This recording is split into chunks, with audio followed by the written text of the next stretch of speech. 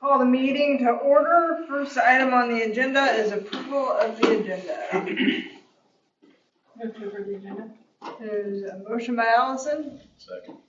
And a second by Josh. All those in favor say aye. Aye. Any opposed, same sign. Motion passes 7-0. And then approval of the minutes from the May 12th, 2025 meeting. Any questions, comments, changes? Hearing none. Move to approve the minutes as presented. Motion by Allison. Second. Second by Josh. All those in favor say aye. Aye. Any opposed, same sign. Motion passes. Approval of the treasurer's report. Is for you to see and review.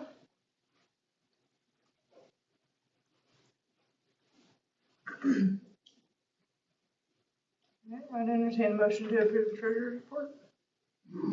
So moved. Motion by Allison. Second.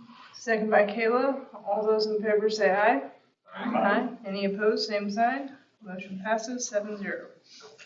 Approval of the invoices. Mr. Murphy, is there anything you would like to direct our attention to? Everything's pretty normal. We have our sped flow through on there, and our graduation alliance billable credits are a couple of our big ticket items. We've been really working on getting all of our maintenance items and also our custodial products in order to have everything on hand for next year in all of our buildings to try to work a little bit ahead so you can see people little items on there. Just trying to work ahead into next year. So. I appreciate hearing that we're working ahead into next year instead of still catching up from last year. Are there any questions? Hearing none, I would entertain a motion to approve the invoices as presented. So moved. Motion by Allison. Second. Second by Josh. All those in favor say aye. Aye. Any opposed, same sign. Motion passes 7-0. Reconciliation and cash balances report has been attached for you to review. Any questions or comments on that?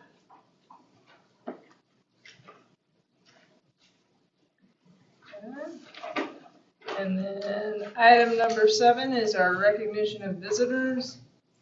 Just a reminder, this is an opportunity for people to speak to the board for 5 minutes, but it is not back and forth or a question and answer session. So our first visitor is Harold Simpson. I want to take this opportunity to really thank the board for putting music back in the grade school and the high school. I know when our grandson grew up, they kicked it out for several years. We went back and forth with the board trying to get it in. They said, we'll take a look at it next year. You know, it's that thing in the free beer tomorrow. Anyway, I also want to thank the grade school kids. They provided a lot of food for our food bank. And we talked to Jane, and immediately the kids brought up a whole, several boxes of food, to help the food bank, because we've been picking up more people wanting to eat and needing food assistance. Secondly or thirdly, I want to thank the grade school for sending the kids up to the senior center to entertain us old geezers. I know the antics that they put on, whether it's acting or singing or whatever, was greatly appreciated, and I know even a lot of parents showed up to listen to the kids and watch them. So again, I want to thank you for doing that for us old guys. Thank you. Okay, next we have Roberta Meyer.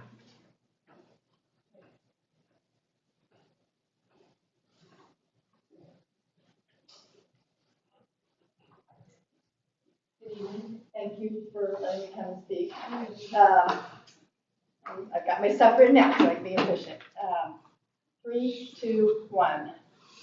Those are the numbers since 2021. 3 superintendents, Clark, Lowry, Murphy. 2 years of strategic planning and 1 board. There's been some variations on the board. This district, from what I've witnessed, and I'm not in the district, has struggled to find stability and even more so to find peace, I feel. Many parents in the Wilson-Dorrance area have struggled to find the best fit for their kids. And some are struggling right now to stay invested in this district. Small towns, I mean, you hear it. I know school boards have a tough job and there's no easy button. You have to choose a path that you feel is logical and good for the district as a whole. And I think if you do so, it will attract parents and students. For those parents who right currently now and maybe in the past no longer feel willing to invest in USD 112, I find it sad and disheartening because I worked really hard in the beginning to try to find other alternatives. But in order to be logical and fair, I see more and more parents probably choosing to realign. And to serve the needs and kids of these parents and these communities, it may be that there does need to be a realignment of boundaries, voting rights, and tax dollars. It may be a logical step. And I am here because I did witness a very ugly fight with the disorganization vote. I came in January to ask for some things that I felt were logically would help this district unite. Returning meeting locations, we got one, we got a walkthrough, Holyrood and Wilson, and I think that's good. And I know it's a long road down here, especially when the days get shorter and you have a workload, you're leaving work, trying to get to these meetings. It's a challenge, and I do appreciate your service to these communities. In January, I also talked about the space usage and cost savings, and I appreciate Mr. Murphy exploring some of these things. There's a lot of currents, I'll say, underneath. And I've noticed as I volunteered, I didn't want to sub again, like I said, but I volunteered for projects, the book fair. For a while, I was on one of the councils there. I've been involved with the Wilson Education Foundation, and I would like to report that we did give away 3 scholarships, and the students that had chosen a different path, there were 11 of them that came back for the alumni banquet, and I was really happy to hear that. So going forward, I don't know where things will be, but I just ask that you keep an open mind. And I feel like the community that everybody wants to protect their communities. Everybody feels like they deserve more. Anybody that's got a family knows that. They feel like they deserve more. But we'll just hope that we get logical and fair service, programs, dollars as best we can, and hopefully we'll keep students here.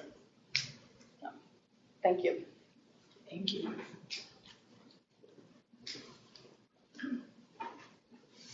Okay, administrative reports. So Ms. Murphy was not able to be here today. She did upload hers on the document for you guys to read. Ms. Osher shared most of her information in the last board meeting. Ms. Moore does have a couple items that she would like to visit with you guys about in her report. So. Good afternoon, everyone. So on the 17th of June, the KSN summer road trip, I'm sure you've been hearing about it. A couple of our vendors in Wilson have paid for them to stop. And so I'm going to set up a tent booth. Just with some information about our school and just promoting our school. So we'll be there. We're going to make cookies and a couple other things just to have it out there. Then in July, on the 7th through the 18th, we'll have the Wilson Summer School Program. Right now we have 16 signed up, K through 6, and we'll see how many actually show. That's always the question. Then on the 25th and 26th will be the Wilson Chef Fest, and again, I'll put up a booth. It'll be very similar to the KSN booth that will have different pieces of information. And I'm looking for ways to really highlight that without rural education, and that includes our whole district. Without rural education, we're basically delimiting America's growth as far as agricultural type environments and those different things. So I think people forget that, Kansas is one of the many states that feeds America, from its ground. And so I think those are some important things we'll highlight.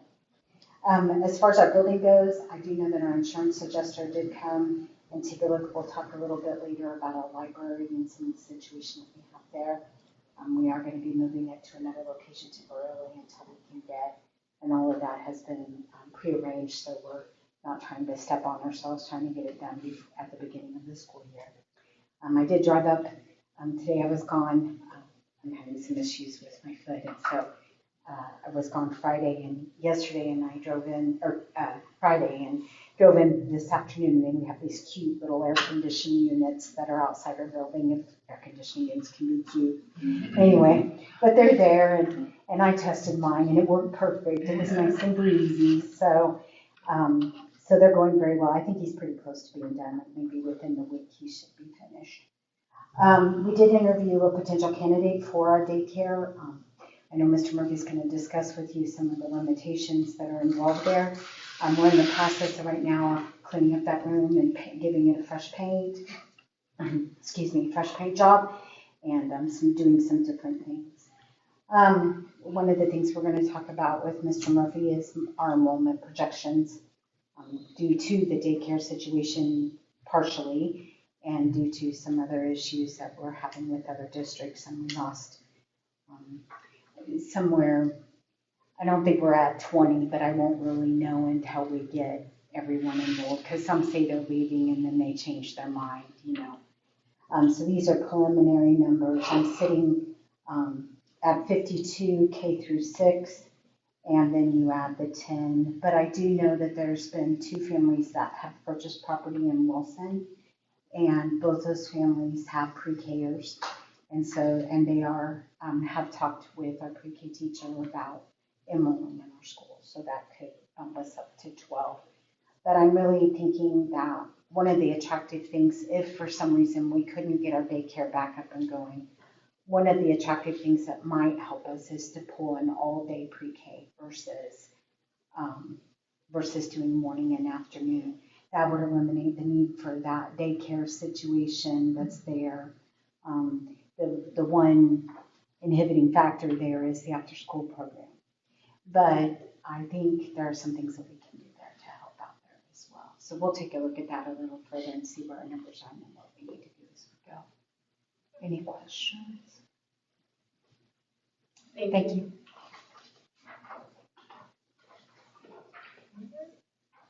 And then we'll have the first read of the handbooks. So the handbooks are uploaded, and then the proposed changes with that as well for you guys' first read. Might take you guys a little bit of time to get through those. So we wanted you guys to have the month before we put those on the agenda for your guys' approval. If you're reading through those and you have any feedback or anything, don't feel free to just send us an email or a text, or we can discuss it at the next board meeting as well. So I know there's a lot of documents on there. So I have a question. Yeah. The elementary schools have the same handbook, but Wilson's the only one requesting a change. How is that? So a couple different reasons, Kaylin. I don't want to overspeak with Ms. Moore, but with our new principal coming in, we want to give her some time to see how things are rolling, like we did with our high school, middle school principal, to see if there's any changes that they want to make to their handbook as they get started. The second thing is the behavior chart that they're proposing to add to the Wilson one. They're not seeing a lot of those same behaviors at. So they don't have the same.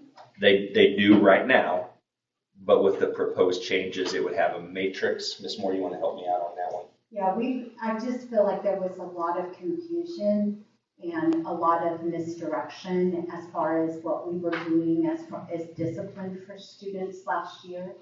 And so we sat down as a team and put together a matrix for our kids so the parents have a clear understanding of what's happening.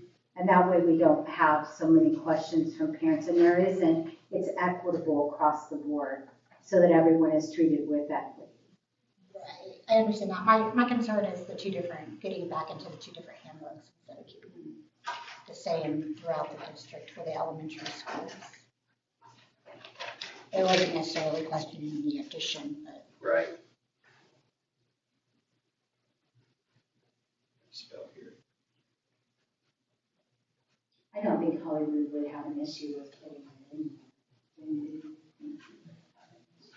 And I don't want to speak for, yeah, I don't want to speak for Mrs. She and I Sheedy talked about at it, this time. she wasn't comfortable with putting this one in. She felt it, yeah, she wasn't comfortable with putting this one in. Well, we're not comfortable. I mean, I'm not asking. There just is a tremendous amount of behavior issues at Wilson. And it needs to be better discussed with parents. Because there hasn't been a consistent administrator at Wilson, a lot of behaviors have been let go. And so those behaviors have just been allowed to continue and continue. And you cannot operate a learning environment with those behaviors. So we had to come up with something, and this was the idea that our building team thought would be the best way, was to put together something where everyone was treated with equity. So disruptive behavior, we're going to do ISS for elementary school? Yeah. I think it Is that says like a kindergartner acting up, you're going to give them a day at ISS? No, that's not what I mean. When the behavior is excessive, I didn't bring my sheet with me, but if that's what you're reading, that's not what it's meaning. It's excessive behaviors. We have kids kicking teachers, throwing things at teachers. I've had my thumb broken. We have really serious behavior issues. It just says for minor classroom disruptions, to a device. Yeah. So I think it gives the administrator the up to 1 day of ISS to limit, to see how disruptive the behavior is. I mean, if it's a disruptive behavior where they're closing the door on an administrator's hand and breaking their thumb, even if that's their first case, that probably deserves 1 day of ISS. So I found in my experiences, Kayla, if parents have a document and they know how it's going to be assessed when something happens and what could be the maximum offense or maximum punishment at that offense, it usually helps out that principal or that administrator if that's in the handbook as well. So again, that's just my experience as an administrator. So. And I looked at other schools around the state just to kind of see, and most of them have some type of behavior. What do we have today? Like, Jane, what do you have? It's in the handbook, there's a list of different things that could occur. Yeah. And you I mean, you have to look at each individual child. Yeah. That's the hard part with, you have to look at each individual child. I mean, It was just, there was a lot of discrepancy and a lot of discussion about inequity. And that's what prompted this, was that we needed to be more equitable. Some things we're dealing with is like, this is more in the upper end of elementary, where last year I had a situation with cell phones, and kids were using cell phones as bullying material. And the computers were, these are those sorts of things. But I did have, some ISS in kindergarten, because I had one that proceeded to touch another student inappropriately. Now, that ISS lasted about 45 minutes. Again, looking at the student, looking at the age, looking at the qualifiers there. We're not ISSing a whole day with kindergarten, but we did pulling from center time for that particular event. And we did talk with parents about his behavior. So your version of the ISS would just be like basically staying inside from recess or something for kindergarten? Well, it can lead all the way into a full-on ISS day, but not for kindergarten. Like I said, this is more for these upper enders. where we're seeing these different behaviors. Language, ooh, let me tell you, the language is really, and like I said, because there hasn't been consistent administration, we've it's developed an atmosphere that those things would be tolerated, and we've got to create some uniformity to how we're treating one another and we're treating adults. Otherwise, we're gonna, what I really felt was we ended the year very well. One student, the particular student that broke my thumb, the parents finally saw that they needed to get support for him, got the support for them, and that young person ended the school year. You would not believe the difference. And that's why I just think that we needed to do something that's consistent and equitable across the board to get it back under control. If you feel like what's already there is sufficient, that's fine. I just want to make sure that parents know ahead of the game so they're not surprised. I think there's been some good questions brought up and some good points made, especially for our first read, and that'll give everybody a chance to kind of look at the Central Plains Elementary School one and the Wilson Elementary Handbook and give it a good look before next month when we have it on the agenda.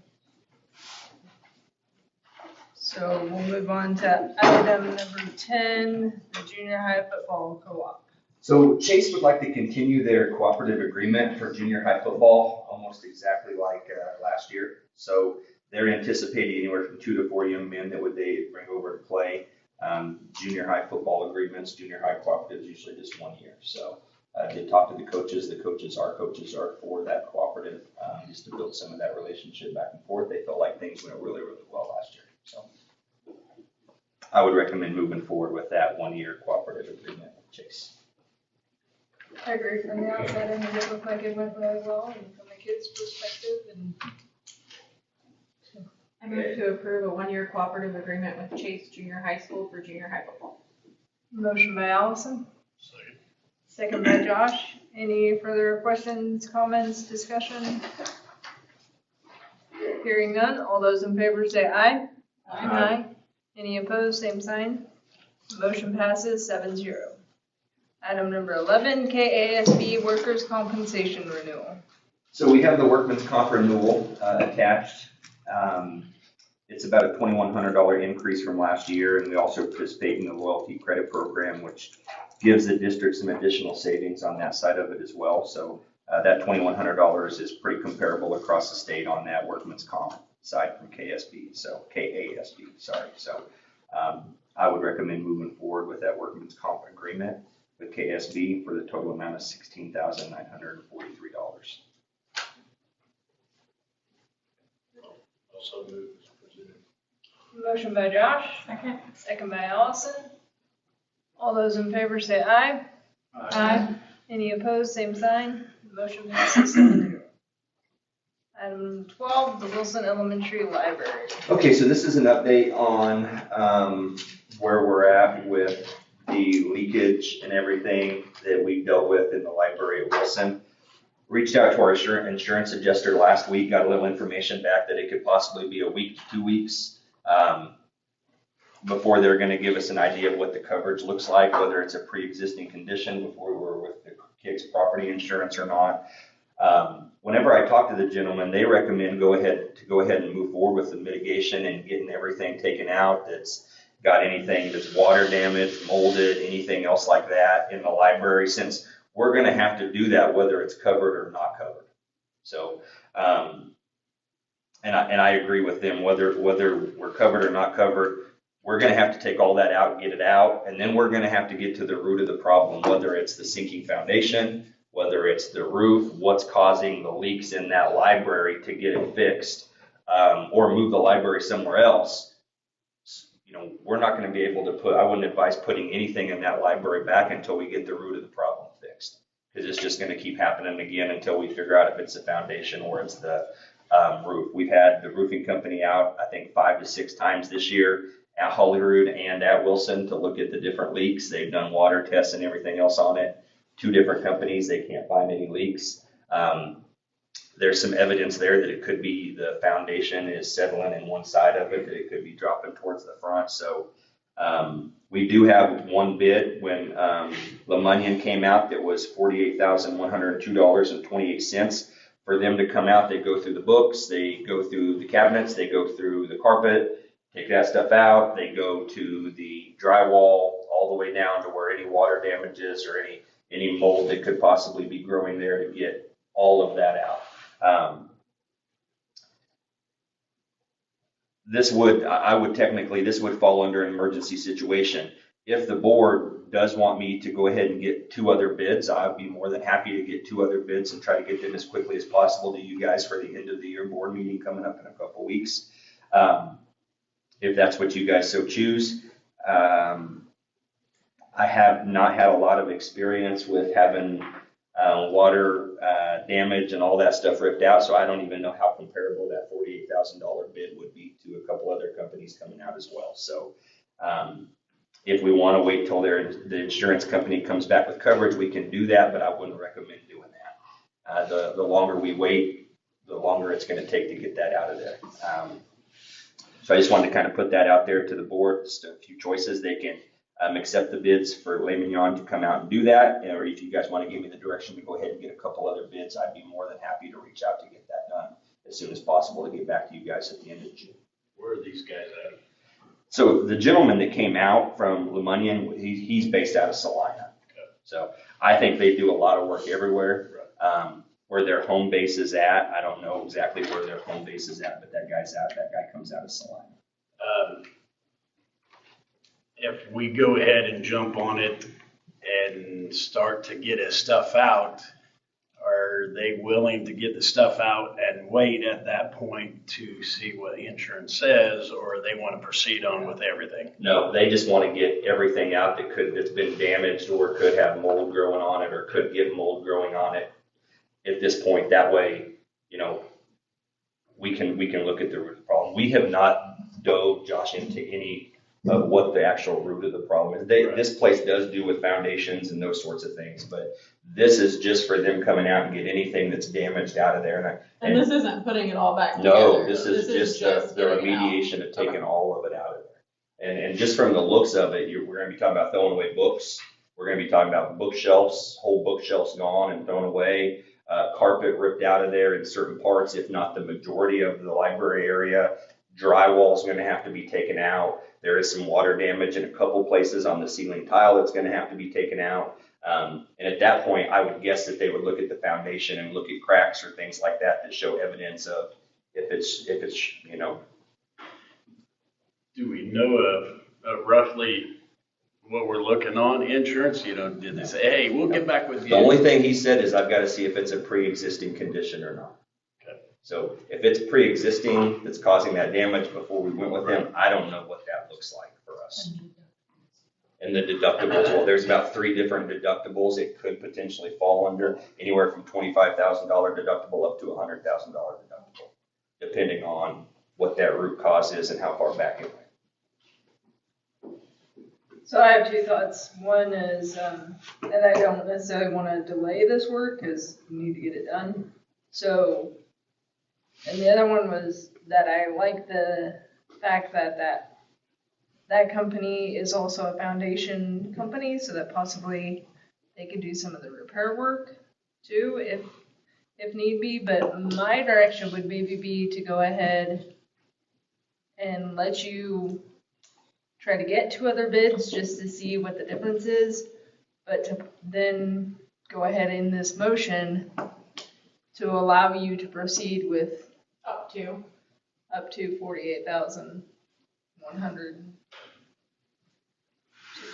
So In other words, if the other companies come in more, yeah, so the maximum would be what he proposed, is what you're saying? yeah. And that way he could go ahead and secure the work and get started on it before we have to have another meeting. If that's able to be done before then anyway. I don't quite understand, but if he reaches out to 2 other companies and they come in less, you don't want my money to start, do you? No, Then she's we go with saying, the cheaper one if yeah. it's comparable. If it's comparable work. that they're Okay, so doing. Yeah. wait, okay, but then giving him the discretion to That he select can which go one. okay, ahead. gotcha. Yeah. Okay, Because if they're close, but the other company doesn't do the foundation work, it might still be better to go ahead and go with the money anyway. Where Have they somebody that can't ends get up to us doing for Right. 2 or 3 months. Yeah. Right. So this would be good to see, make sure they're fair price-wise, but still give him the opportunity to move forward with them.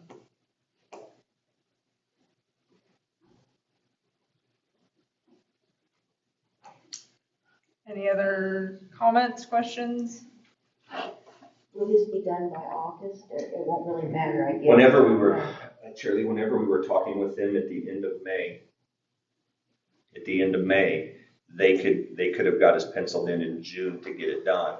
But when we talked to the gentleman, he said it was gonna take, they had anticipated it to take at least a week, if not a little bit longer. I mean, they have down 8 8 nights. days. Right.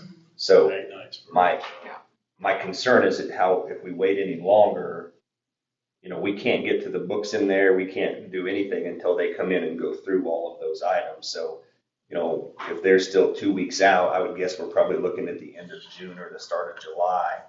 And again, I would just be shooting from the hip on guessing on that if they're still on the same. I have talked to the gentleman that came out a couple times. He's just keeping up with me on where we're at on things. So, I'm just waiting for the go-ahead if that's the direction we go. But like I said, I have no reference to know if this is comparable or not to anything. Yeah, that's the only reason that I think getting another bid would be good, just because I don't have any idea either.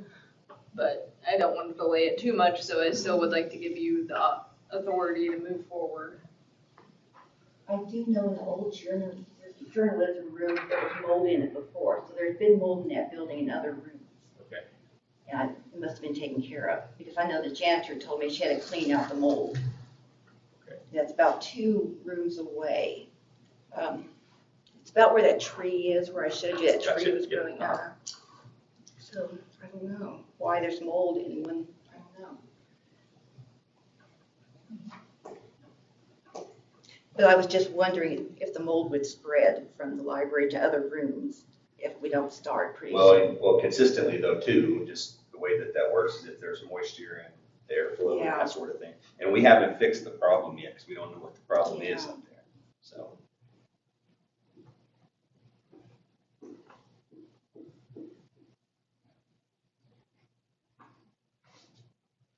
I would make a motion to approve, a bid up to $48,102.28 for the mold remediation at Wilson, at the discretion of Mr. Murphy. Second?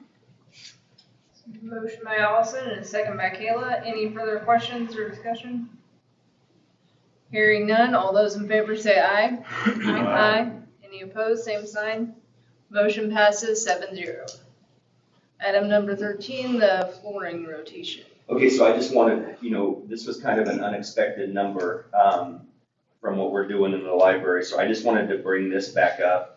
Right now, we did approve Miller's in the amount of $12,082 for new flooring at Wilson in the preschool room, first grade room, third grade room, and the boys' bathroom. I've been in contact with Miller's just to put that on hold until we know exactly where we're at with the library situation in Wilson.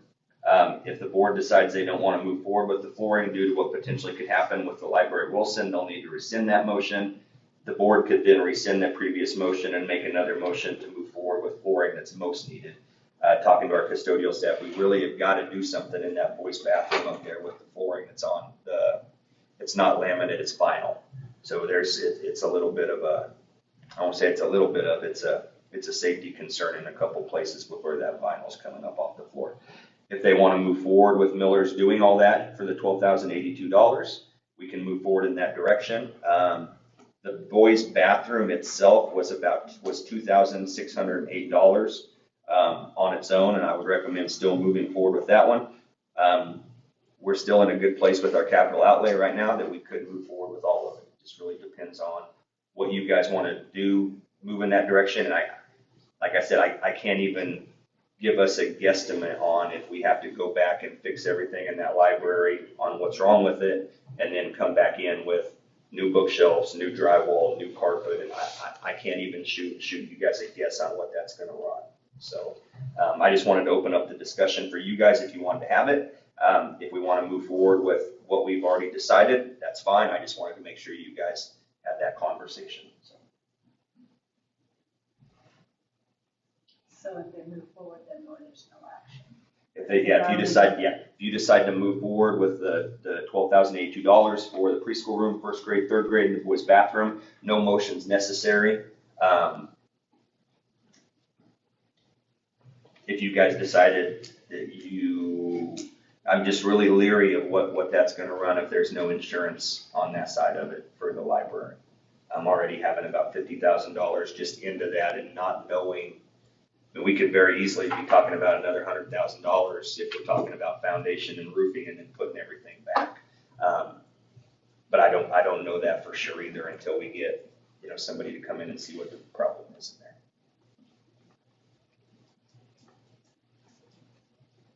I think the most logical thing, especially not knowing if there's foundation issues or anything like that, is probably to hold off on what doesn't absolutely need to be done and to just move forward with the boys' bathroom.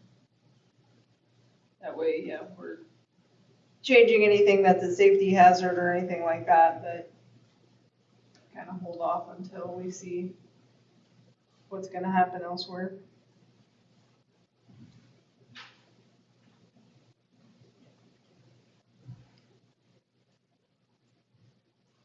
Any other thoughts? Well, I agree. We need to fix the boys' bathroom floor for sure, especially the safety issue. I'm going to bring this up in the next motion, so I'm going to go ahead and do this right now to give you guys an idea of where we're at with our capital outlay budget. So right now, our cash balance after our recent tax distribution and our cash balance for our capital outlay is about 1.3 million is what we have. Okay, you only have the budget authority to spend 834,000 of that, which is still ahead of where we were at this time last year. If we talk about the price of a bus and we talk about the price of the Wilson Library being about $48,000 and not adding to that and then doing some repiping here at the high school, you're talking about $232,000. Okay, so if that's deducted, that means your cash balance is about a little under 1.1 million, and your budget authority for the rest of this year, which is just this month, is $601,000.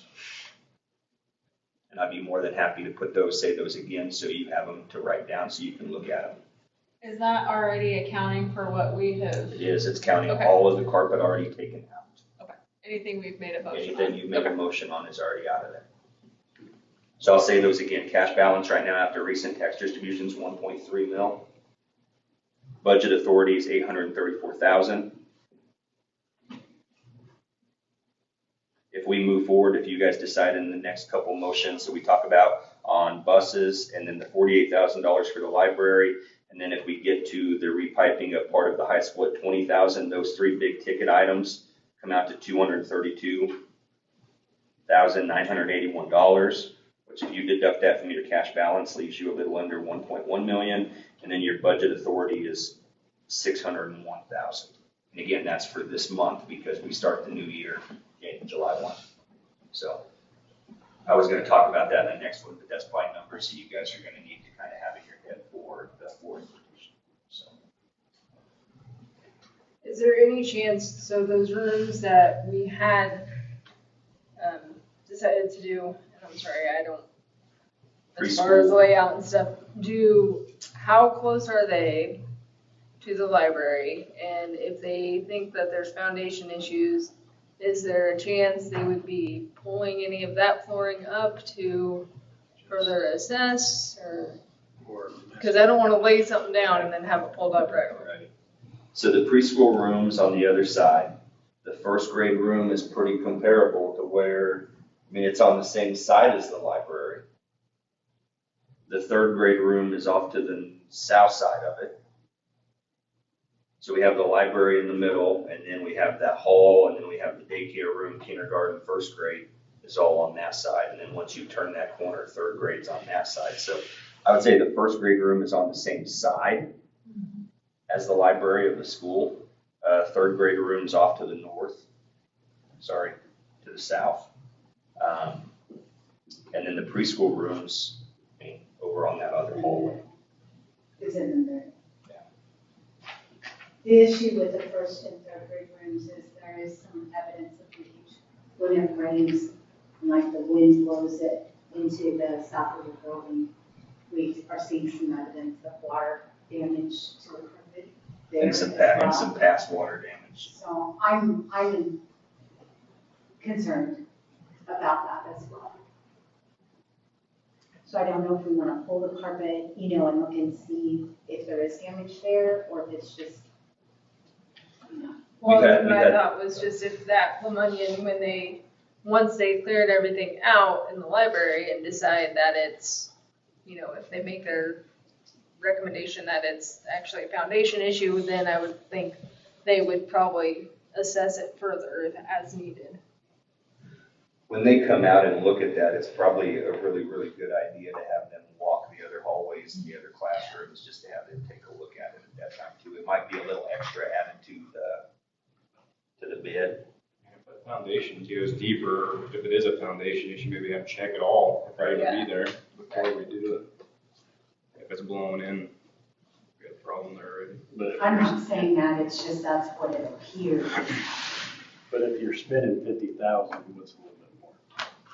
To make sure that we don't have another problem Yeah. further on. Or in any of the other classrooms. Yes. And, I mean, yeah, it would be nice to get it all done, but like Tamara said, and Karen, if we're having an issue, it doesn't matter if it's 6 inches or 2 foot. If there's already an issue every once in a while, why are we gonna put carpet down, like she says, if we gotta pull it off or pull it back? And I don't know if this is any indication, but the other day when I came in the building, there was a snake in the hallway. So somehow they're getting in. So I'm nervous, what you Anything say. come up or anything. So if you guys don't, so if you're not wanting to move forward with the flooring, you'll need to rescind that motion and then have a vote.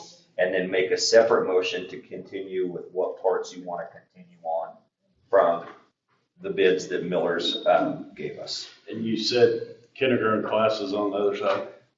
The Or preschool? preschool class, yeah. Okay. Pre-K is in. It's an inside It's class. an inside, okay. So possibly not have an issue with any water issue on it. Preschool, I don't think. I don't know what we're gonna get when we start tearing into some of that, so I would hesitate to say, I wouldn't think that the preschool room would have. However, that is probably all the same carpet, so I don't know if we would get as good of a deal if they just ordered a little bit versus doing all 3 rooms. So a proposed motion could be, I make a motion to rescind the previous motion on flooring at Wilson Elementary School in the amount of $12,082. So that would void this, and then you can come back and pick. And have to make another. and decide if you want to just go to the bathroom, and then and I'll put that new amount in the motion. Because I think the amounts are still not, I'm not gonna change it. He said, when I asked him about it, they said they're still gonna be very comparable to where they were, so. I will make a motion to rescind the previous motion of approving the Wilson flooring in the amount of $12,082. Okay, motion by Kayla, second by Allison. All those in favor say aye. Aye. Any opposed, same sign. Motion passes. And then I would also like to make a motion to proceed with the boys' bathroom and the preschool room only.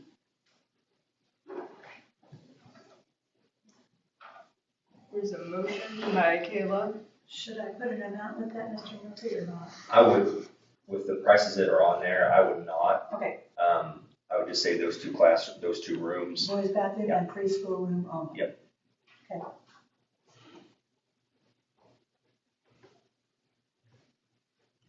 And there's only 2 other classrooms on there, isn't there? There are Yeah. the first grade and the third grade.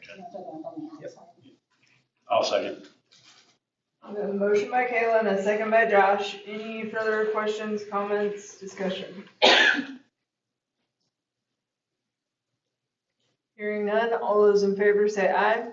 Aye. Any opposed, same sign. Motion passes 7-0.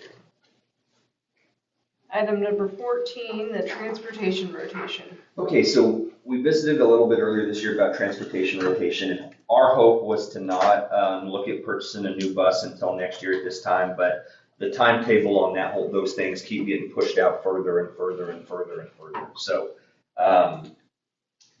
Jamie was actually awarded a reimbursable grant for $41,245.75. That would be deducted from the price of the bus that she would recommend, which is the Midwest Transit bus, for a total of $164,981. They're telling us turnaround time right now is somewhere between 16 and 24 months. So that could mean that we don't even have the bus for 2 years. So the total that we would encumber is $164,981. We would be reimbursed the $41,000. There would be a reimbursable grant. So the total the district would pay for a new bus would be $123,735.75 for the new bus. And again, that goes back to where we were talking just about our cash balances, and we were talking about our budget authority that we have for the rest of this year. I was really leery on this last week because I wanted to get to the point where we were at this week to look at what our transfers were, and the 3 weeks out, hopefully nothing crazy happens in the next couple of weeks, but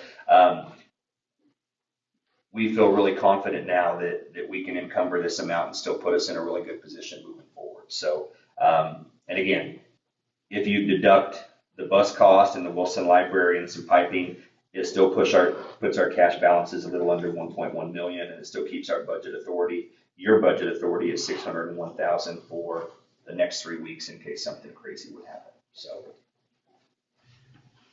Was all 3 of these places about the same, getting the bus? yeah, they were all pretty close on the same turnaround time whenever I visited with Jamie. So let me pull this up real quick, Josh, just so I can have it in front of me. So that does still actually kind of put us at our rotation where It we're does. hoping by We the were time just we hoping actually. that the time would be a little quicker turnaround than the 16 to 24 months.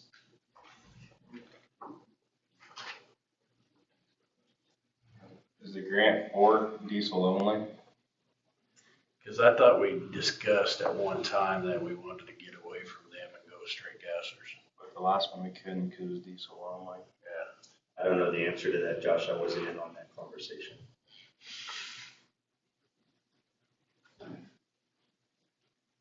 Our last new bus was a diesel. Yeah, It but had to be. the grant that, like Dalton said, the grant demanded it to be diesel, so we didn't have a choice in there. But I know, I think Jamie wanted to get away from them diesels. Because of the name. Yes, and go to the gassers. I mean, you're not gonna get much more mileage out of it because our turnaround on them is not there. I did talk with Jamie, and she said she'd be on call, so I could give her a call real quick and ask her that question, Josh, because I don't know the answer to that. I'd like to know, if it had to be, or what her reasoning was on that. And if it don't, does the price change if it's a gas? Right.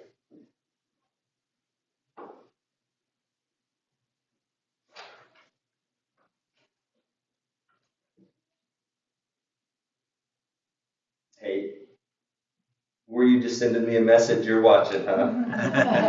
Can I put you on speakerphone real quick, Jamie? Yeah, okay. Hey, Miss Jamie, how are you? Yeah, I seen that. Okay, so you were just sending me a text message. What are your thoughts on what Josh was talking about? The problem is, it can be either diesel or gas.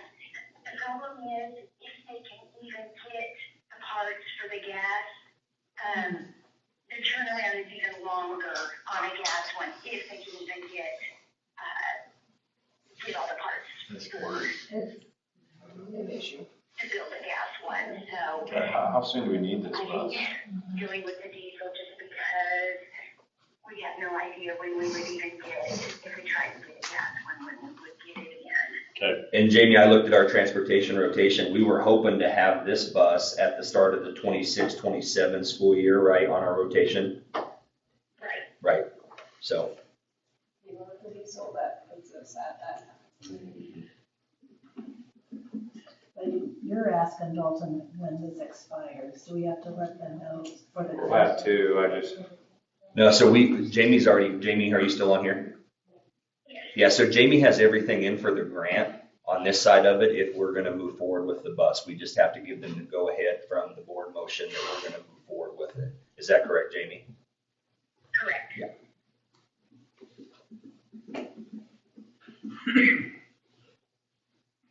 You guys have any other questions you can think of for Jamie at this time? Okay. Miss Jamie, thank you for taking a call. I'll talk to you soon, okay? Yeah, call her back if you have any other questions. Yep, thank you, bye-bye. Thanks, bye-bye. This also provides us some flexibility moving into next year, not having to encumber the price of a bus as well. So. And like Dalton said, so we're all right in our rotation, even if it's gonna take us 2 years to get it. It is. Okay. That yeah, actually puts us at the timeline that they were What we hoping to needed. get it, so Okay, it being that far out is okay. okay. We were just hoping that we wouldn't have to encumber that amount, but we're financially on our capital outlay, we're in good shape to do that. We were just hoping that, we would be able to get it next year and have it for the next year after, but we don't know that if it could be if it could be up to 2 years, with 2 years turnaround, so. I don't know. Must be something special.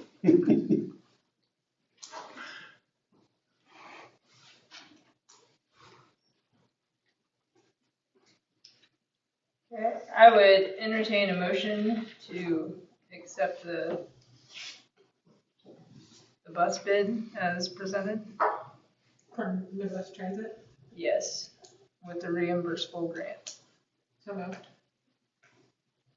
Motion by Allison, Second. second by Josh. Any further questions, comments, discussion? Hearing none, all those in favor say aye. Aye. Any opposed, same sign. Motion passes 7-0. Thank you for your work, Jamie. Item number 15, Wilson Elementary enrollment numbers. Okay, so there's a lot to unpack with this. So what I'm going to do is give you guys some information, and I just want to open the conversation up for you guys to have a conversation.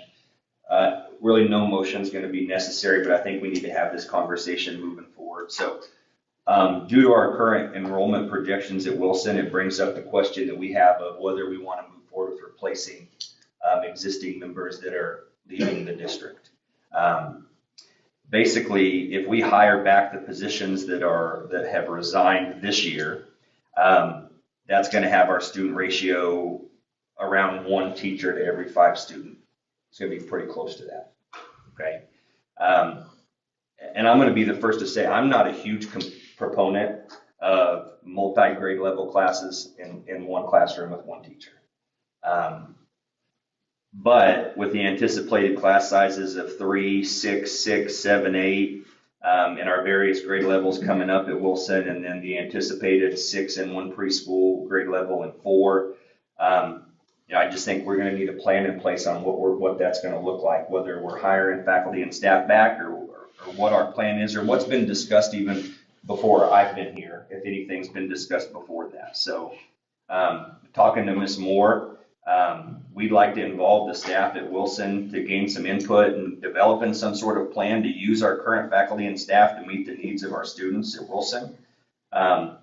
But in that plan, it could, I mean, we could be looking at combining class levels. We could be absorbing positions rather than hiring. You know, we could be looking at all-day preschool services to, if we can't get the daycare back open, to offer an all-day preschool class on that. But I have some major concerns about that as well, guys, because, you know, some of our teachers might not stay in the district if they have to teach multi grades in one class.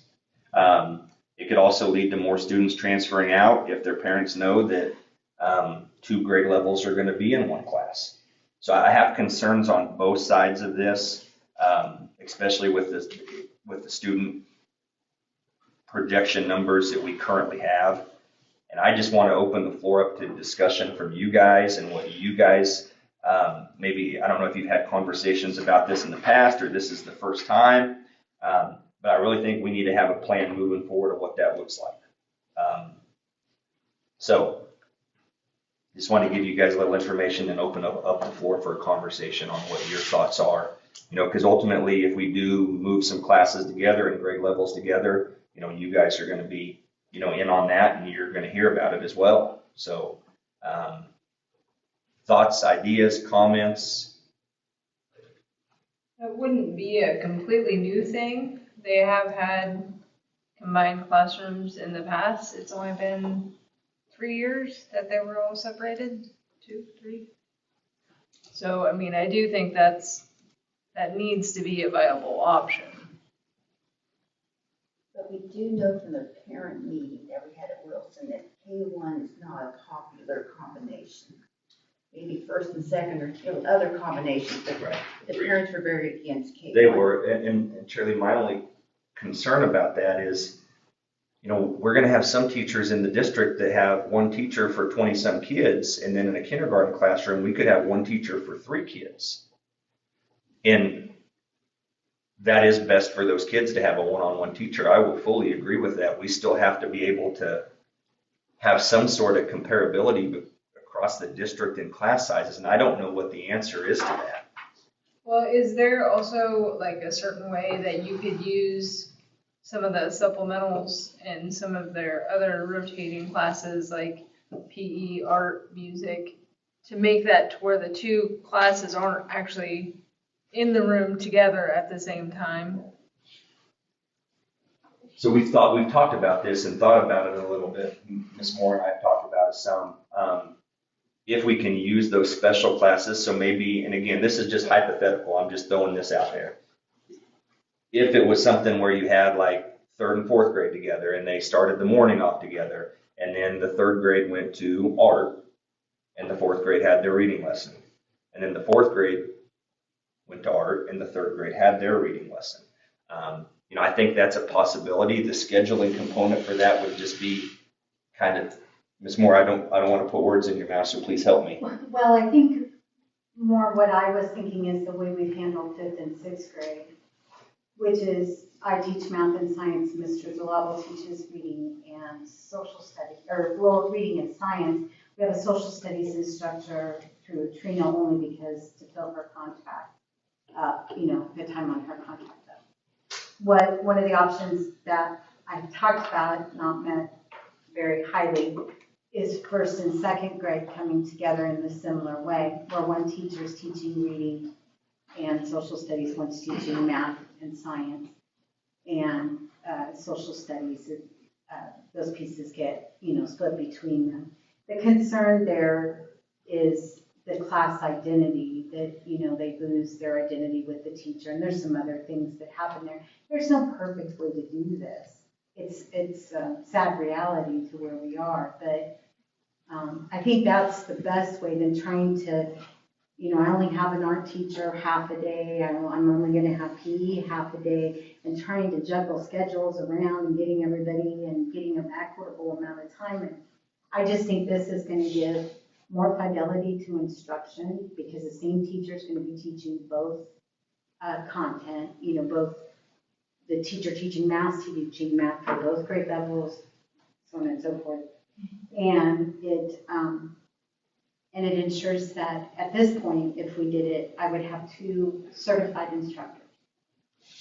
Because our other options would be that we continue to look for a first grade teacher, which we've not had any luck doing that so far, or that we hire a long-term substitute, which is likely going to put an uncertified teacher in that classroom at a very critical development stage. So those are the options. So really, we need to involve our staff in the building with what their thoughts are, and it might not be perfect for them, but really what I wanted just to put out there to you guys are, with those sizes, are we on board with absorbing those positions and trying to make scheduling work with the faculty and staff we have rather than hiring new? Or are we still, with openings that we have in the district, are we still going to move forward with those, trying to find somebody in there? But ultimately, if we don't, we're still having to do this. So I just really need some feedback from you guys. And we can pool the information from the faculty and staff and try to mold that to what we think is going to be best. And when I say we, the faculty and staff and Ms. Moore as well. But, with those numbers, are we on board with absorbing those positions and moving forward with the faculty and staff we have? Or do you guys want those positions hired? The first grade position, and then there could potentially be another part-time position that we'll visit about later. Okay. So right now, it's just There's the the one position. first grade position for now, yes. So that's why I just really need your guys' feedback. Are you guys okay with absorbing those and us trying to mold that and try to get that to what we need it to be? Or are we still one teacher in each class and that's what you guys would I would rather like to prefer? hear the feedback from the staff. Oh, I would like to hear the feedback from the staff on that before I Okay. say one way or another.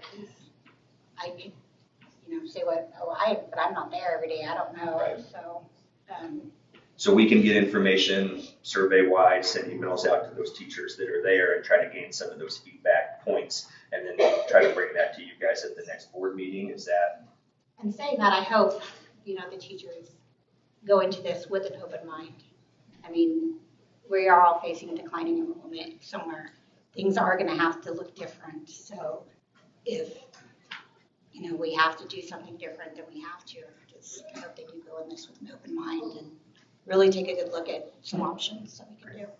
And the one thing I do know about Wilson teachers is they'll do those class methods, absolutely every time. It's just, it's hard when you've taught certain things certain ways and then you've got to change. Change is hard and it isn't always fun. I've done 5th and 6th grade for the last 10, 11 years, so it doesn't bother me to do that. I actually kind of like it. But for somebody new coming into it, but it's better than trying to juggle art and PE and this and that and getting counseling in there and all the other elements of things. I do have para support for this first grade group coming up that's needed. So that's a huge benefit to this, huge, and it's in our favor, that we have that. And we have an outstanding special ed team coming out of CKCI. So I feel like we can do it. It's, like I said, it's just going to hurt a little bit for a little while. So are you guys okay with us getting some feedback from them and then bringing that to the next board meeting? Again, no motion has to be made. I just want to make sure we're on all the same page with whether we're absorbing positions or whether we're rehiring at this point. I agree with it, but at the same time, I think we need to let the staff know that it might totally change, because like you said, it is very tough to have one teacher. I mean, there's 5 classes that are under 10.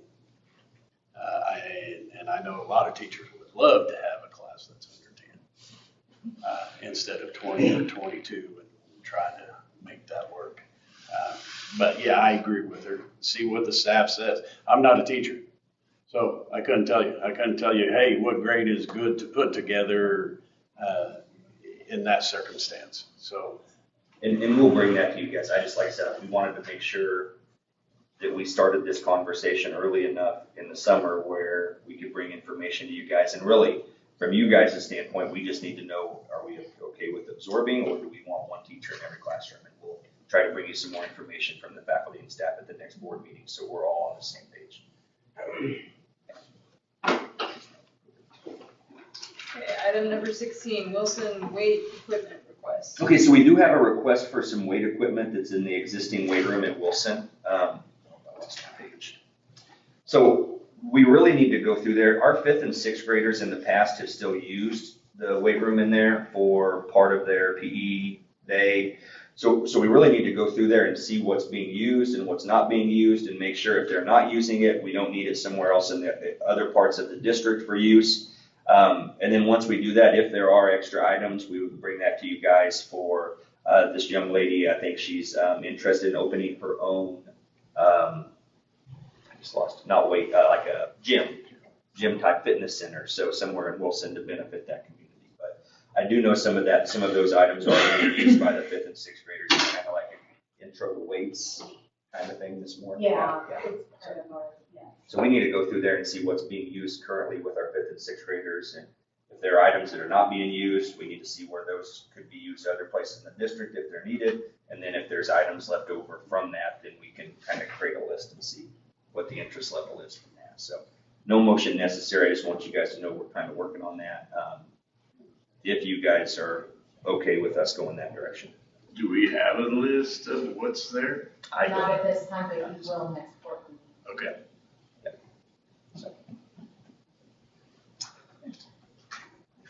Oh, this is just what she was.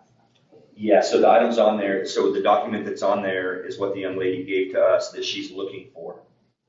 So, and we do have some of those items, like I said, some of them are being used, but we're just gonna have to go through there and make sure we have a equipment list of what we currently have.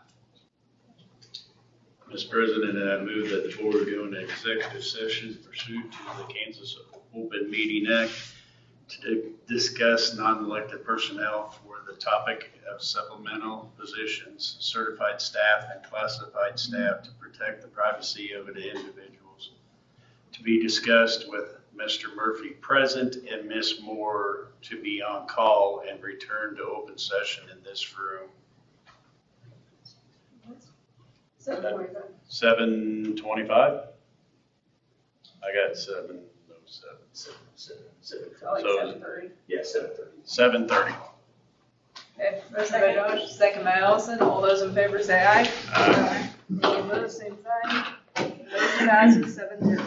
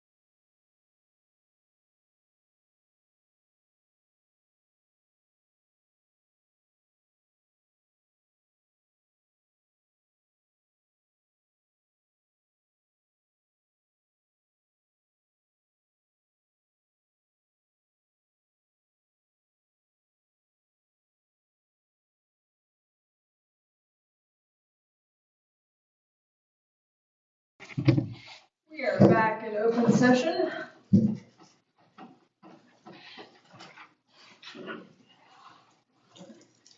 I move to approve the resignation of Tony Brokish as the Wilson Elementary PE teacher. Motion by Allison, Second. second by Josh. All those in favor say aye. Aye. Any opposed, same sign. Okay. Motion passes 6-1. I move to approve Fred Smith as an assistant high school football coach for the 2025-2026 school year. Second. Motion by Allison and second by Josh. All those in favor say aye. Aye. Any opposed, same sign. Motion passes 7-0. Mr. President, I move that the board go into executive session to discuss teacher negotiation for the purpose of noticing items for negotiations under the exception for employer-employee negotiations under KOMA, and that we return to open session in this room. Just in? Yes, sir. Yep. At 7:42. Second. Motion by Josh, second by Allison. All those in favor say aye. Aye. Any opposed, same sign. Motion passes 7-0.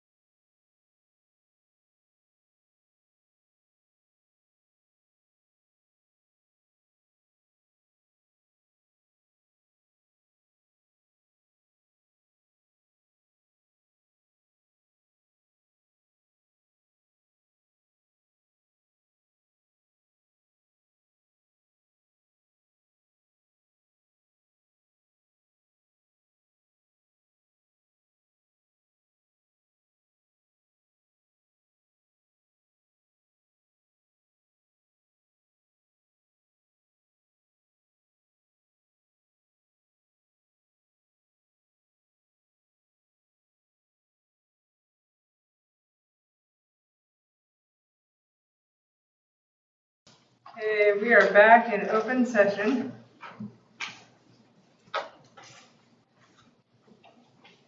And superintendent's report. Okay, so I have a few items I'd like to visit with you guys about. So all of our projects are rolling right along right now in all the buildings, summer-wise. So feel really good about where we're at so far. So want to give you an update on that. And then I do have a little information to share on the modular setup at CPES that we've kind of been talking about a little bit. Lee Birchfield did present some of the financing options that they could provide if we decided, to move forward with that. I know our last conversation, we had a few board meetings ago with some hardcore numbers on what that would look like. So that modular lease purchase is on there for you guys to look at, and whether it's option 1, option 2, option 3, gives you some more hard concrete numbers. This does not include any setup. When I say setup, that's the concrete, that's the plumbing, the electrical side of it. We do have the one bid from Scott Christians. It's going to be about $60,000 for the concrete work. That's included on there. But have not got any hard information, hard numbers for the dirt work, the plumbing, the gas, and the electric. So those are not in this financing option. So you can look at what 2 years would run if we use their financing model. Option 2 would be for 3 years, what it would look like, and then option 3 would be for a 4-year plan if that's the direction that we kept going on the modular setup side of it. So a couple things, and I know I've been in communication with you guys on this, is the breezeway. If the breezeway is enclosed, we have to fire sprinkle the whole thing, is what they're being told. So the breezeway, they can build a walkway, they can build like a little, awning, lean-to type roof thing for people to walk in and out of. But if we do move forward and we do go this direction, I think we're going to need to look at some kind of fencing to put up that's maybe a privacy fencing where from the parking lot you don't see kids walking back. The point breaks that point of people walking back and forth for the building on that side of it. So did visit with you guys individually about if this is the direction we needed to move forward and we wanted to go this way, that they needed to know early in the fall.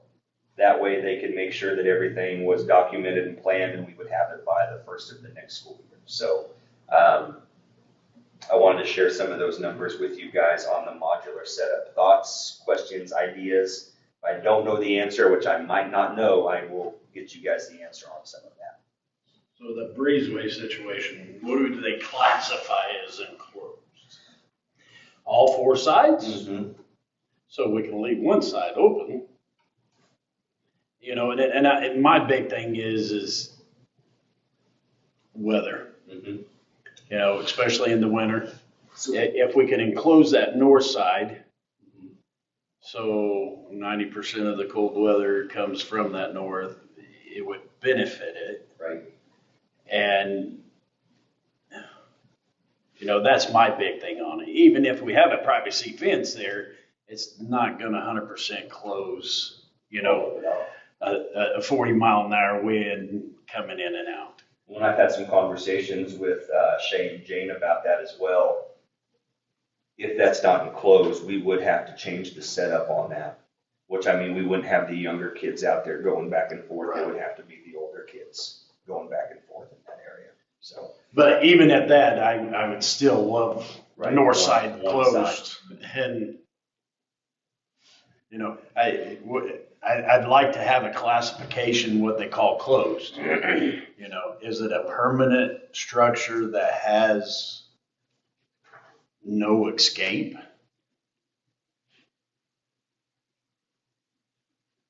Is that according to the fire marshal?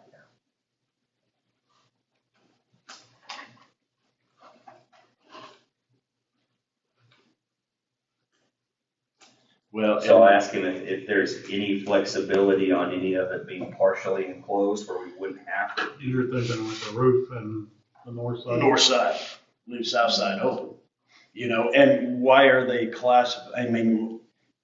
they saying you gotta have a sprinkler because possibly the only escape is back into a structure? Yeah, and I think the transfer, like if it's enclosed, I would guess that they're probably talking about the fire being able to transfer more easily from one building to another if there was Why one. can't we build out like concrete, or like, is there a way around this?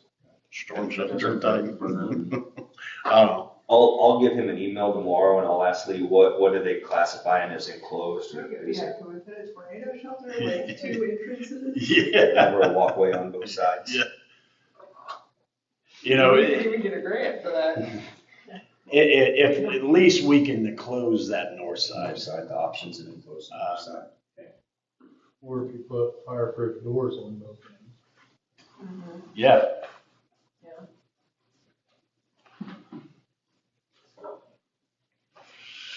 You know, because, you know, we've kind of had this discussion some about our open enrollment numbers. I mean, if our open enrollment numbers grow, you know, there are some classes that can't be split no matter what, just because there's no room for them. Right. There's no room to split them and put them somewhere else, so. Just kind of an update on that. So any other thoughts, questions?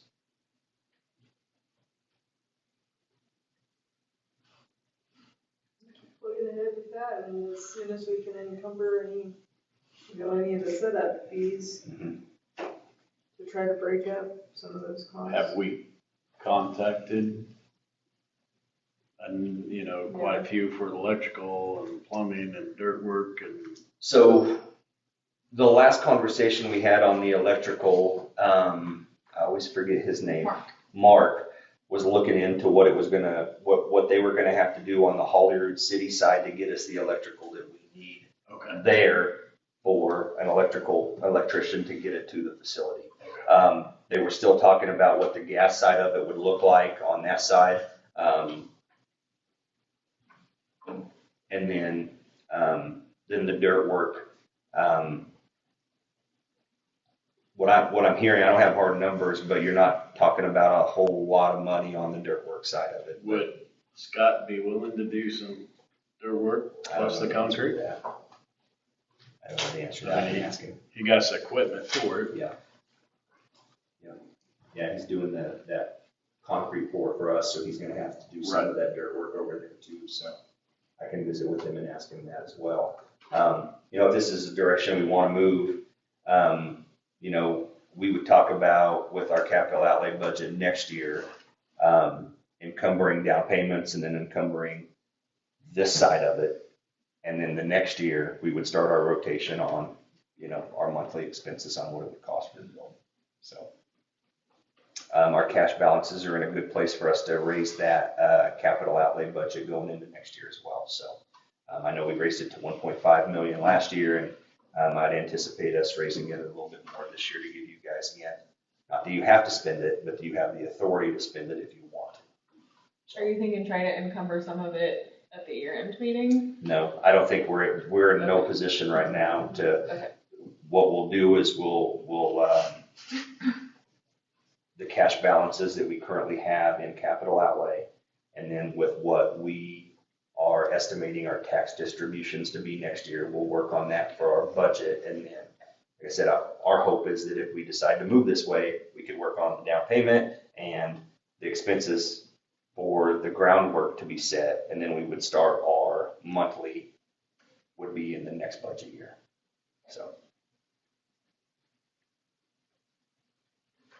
On to the next one that I have on here, water pipes. So, like I said, we're still springing leaks down the main hallway. The main auditorium hallway water is still off at this point. You know, we're spending $1,000 here, $1,000 there on sleeves. When I talked to Tim actually today, talked to Marvin and Drew a little bit, they're estimating to redo the piping down that one hallway to be around the $20,000 mark to put the valves and those sorts of things on it, so we don't have to keep moving forward with sleeves and this hole here and this hole here and the copper piping and everything that goes with that. So I asked them for some hard numbers so I could bring that to you guys at the next board meeting. And I think to save us money down the road with leakage or what could happen, every time we turn the water faucets on or we flush a toilet, that whole water pipe underneath there moves. It jerks, the whole thing. So we're one flush toilet or one turning the water on from that whole thing popping, and then our whole tunnel is flooded. So instead of spending $1,000 here, $2,000 there on that, I think it would be money well served in the long run to start working on some of those tunnels. So that one, I would say, would be our hope is to have it on the end of the year board meeting.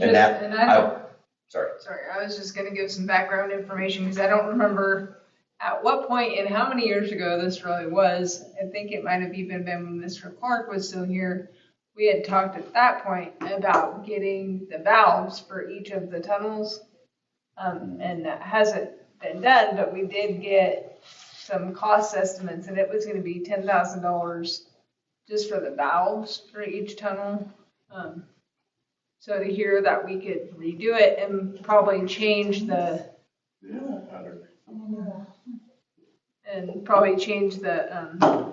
material and therefore reduce the cost of the valves. Hearing that it's $20,000 to repipe that whole hallway, that sounds much better.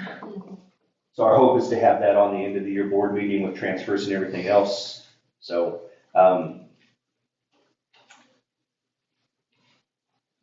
hopefully we can not spring any more leaks and get that fixed down there for long term. So a couple other items I want you to be aware of with the calendar in relation to graduation. We're working on calendar as well. The way that calendar falls next year for the 1st of May to be on a Friday, we are looking at graduation falling on the 17th instead of the 10th. The 10th is Mother's Day, and the 17th, we're starting school just a little bit later as well with the calendar that was proposed and accepted. So just wanted you guys to be aware of that. The seniors' last day would be around that 13th, and then graduation would fall on the 17th, just the way that the calendar falls. We take off a Mother's Day every year. We had a lot of people want it off of Mother's Day. Yeah. So the only hard part about that is some people talked about wanting to have it on Saturdays, but we have tennis on Saturdays, and that could be a day if the regional track meet or league track meet was ever rained out, that it might get moved to a Saturday, and then it caused a lot of problems. So keeping it on Sunday, and then the way that the calendar falls helps out with that as well, because we only have, 5 Sundays in May this year. Yeah. Makes a difference. So I just wanted you guys to be aware of that moving forward. We're working on that as well. So talked a little bit about with you guys individually. Baseball, softball cooperative with Hoisington conversation. That was brought at the Hoisington last board meeting. Patrick is leaving. They have a new superintendent coming in. They wanted to wait to hear from their coaches on continuing that cooperative until August or September. Have you talked with the AD? They have a new AD also. I have not talked with the AD at all. So I did talk to Patrick and ask him, I said, we have some other schools that are really interested in us co-oping with him for baseball and softball. And if we're going to be pushed back to you guys giving us, saying August or September, we'll give you an answer, the other schools might not wait that long to co-op with us. And then if they say no, then we're out. Watching that board meeting, I will say they are correct in that you don't have to maintain both cooperatives. You can just do baseball or you can just do softball. You don't have to do them both. We would not be interested in that, because if we can't do both of them, then we have other schools. And then on the other side of that, we need to offer as many girls' activities as we do boys. From the sounds of it, they do want our baseball numbers because their baseball numbers are not high, but their softball numbers are pretty steady. So they could say we would like to continue with this, but not this one. But I would recommend us not going down that path, especially with another school that's local that would be interested in a cooperative for both of them to help drive numbers up. So I asked Patrick if he would talk to his board members about seeing if they would get their coaches to come in and talk to them so they could put it on the July board meeting, so I can bring that back with you in July on what their thoughts were. Hearing from community members and from some of you individually, and from our experience the past couple of years as well, it's been a really good experience with Hoisington, and I think most people would want to continue that way if we have the option. But I don't think the ball's really in our court in that it's on ours. I think my recommendation would be for us to move forward with Boisington if they're willing to do that. But if they're not and they're going to push it off further into the fall, we're going to really have to sit down and make some decisions on if we're going to wait on them or if we're going to go ahead and move forward to be able to offer baseball and softball if they decide to not continue. So I just wanted to visit with you guys about that and see what your thoughts were. I don't, like I said, community members really would be more interested in still partnering with Boisington, but I don't know that we'll have that option or if we'll have it anytime soon. So, thoughts, ideas? I would just maybe, reach out to their AD, because I don't know Okay. why those coaches couldn't come talk to them sooner than that. Okay. Do you guys feel like your consensus would be to move forward with Boisington if they offered it? Yeah. Okay. Yeah, I know there's been a lot of relationships made over the years, and I think that would probably be the strongest recommendation would be to continue that if at all possible. Okay. I'll try to have some more information in July, and I'll try to keep you guys updated if I find anything else out on that too. So, for our superintendent's report. Okay, item number 20, any board member reports? I did get an email with the dates for legislative committee. Same thing as last year. I mean, we have an orientation beginning of August, and then we'll actually get together in person and discuss what items will be at the top of the list for them to really go after the legislation for and lobby for. So if anybody has anything in particular you want me to take to those meetings, I think our in-person meeting is the end of August. So have a little while. Any open agenda items? Okay. Item number 22, items for next month's agenda. So we have end of the year board meeting, June 25th at 7:30 a.m. at the district office. That's when we'll hopefully approve the negotiated agreement, have health insurance finalized, property insurance, end of the year transfers, and we'll have a out-of-state FFA request at that time as well. And then we'll bring some of those capital outlay items like the piping, we'll get some hard numbers for you guys on that. And then we'll have the July 14th board meeting, we'll have our reorganization for the new fiscal year personnel, KASB board policy updates. One program that Principal Murphy is going to report on is the Refs Rep program to add some more offerings to the high school that circulate around CASHA and getting some of our upper high school kids certified to be able to referee games, junior high school wise. So it's a really good opportunity for them to be able to get some of that done while they're in the high school setting, and then us put them with some officials that are experienced and have them come back and do some C team and JV junior high basketball games to gain some experience on that as well. So. Well, on another note on that too, I don't know if everybody knows what a good, part-time employment that can be too, what a moneymaker that can be. Because I mean, even for our little Whalers games, I think we had a past student who said he got $75 per game for repping that. So we have some of our kids that go ref some of our tournaments that we played in baseball-wise this year, and they ref all day long, and it's good for them to be able to make some money doing that, and then also give back to the communities. Okay. I would entertain a motion to adjourn. So moved. Motion by Allison. Second by Josh. All those in favor say aye. Aye. Any opposed, same sign. Motion passes 7-0. Thank you, everybody. I was about to ask you if you could.